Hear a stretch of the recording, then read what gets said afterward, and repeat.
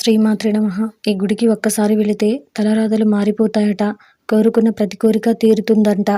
మనలో చాలామంది గుడికి వెళ్ళడం ద్వారా మానసిక ప్రశాంతత లభించడంతో పాటు కష్టాలు తీరుతాయని భావిస్తారు. వారానికి ఒకసారైనా గుడికి వెళ్ళడం ద్వారా ఎంతో మంచి జరుగుతుంది.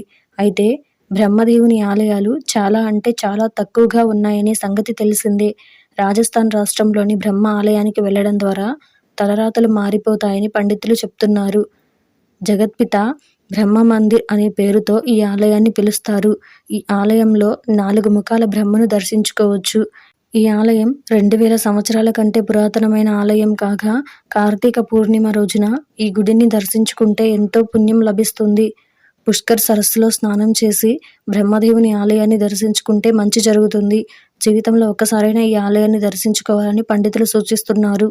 బ్రహ్మదేవుడు తన ఆయుధమైన తామర పువ్వుతో వజ్రనప అనే రాక్షసుడిని సంహరించగా 3 ప్రదేశాలలో తామర రేకులు పడడం వల్ల 3 సరస్సులు ఏర్పడ్డాయట.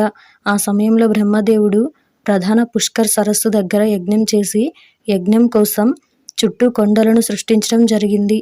వివాహమైన వాళ్ళు ఈ ఆలయంలో గర్భగుడిలోకి వెళ్ళడానికి అర్హులు కాదు. మధ్యాహ్నం 1:30 నుండి 3 గంటల మధ్య ఈ ఆలయాన్ని మూసివేస్తారు. బస్సు, రైలు మార్గాల ద్వారా ఈ ఆలయాన్ని చేరుకోవచ్చు. ఈ ఆలయానికి సంబంధించి ఎన్నో కథలు ప్రచారంలో ఉన్నాయి. ఈ ఆలయంలోని గోడలకు వెండి నాణాలు అంటించి ఉంటాయి. అజ్మీర్ జిల్లాలో సముద్ర మట్టానికి 510 అడుగుల ఎత్తులో ఈ ఆలయం ఉంది. విష్ణుమూర్తిని దర్శించుకోవడానికి బ్రహ్మదేవుడు ఇక్కడ 60,000 సంవత్సరాల పాటు యజ్ఞం చేశాడని తెలుస్తోంది. మన దేశంలో ఉన్న తీర్థాలలో అతి పవిత్రమైనది పుష్కర్ తీర్థమేనని చాలామంది భావిస్తారు.